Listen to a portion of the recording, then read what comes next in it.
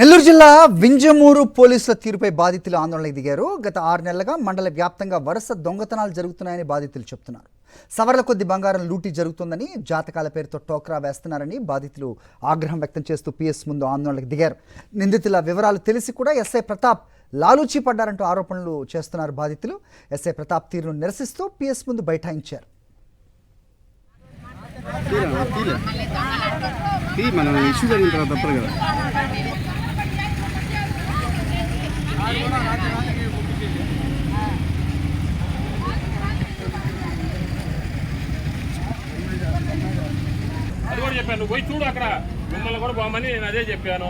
నెల్లూరు జిల్లా వింజమూరు పోలీసుల తీరుపై బాధితులు ఆందోళనకు దిగారు. గత 6 నెలలుగా మండల వ్యాప్తంగా వరుస దొంగతనాలు జరుగుతున్నాయని బాధితులు చెబుతున్నారు.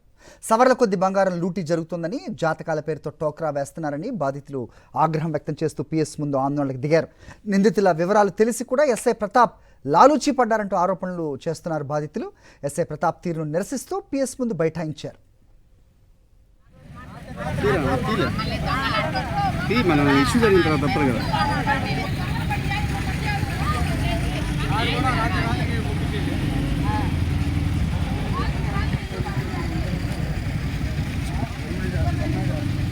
అది కూడా చెప్పాను, పోయి చూడు అక్కడ మిమ్మల్ని కూడా బామని నేను అదే చెప్పాను.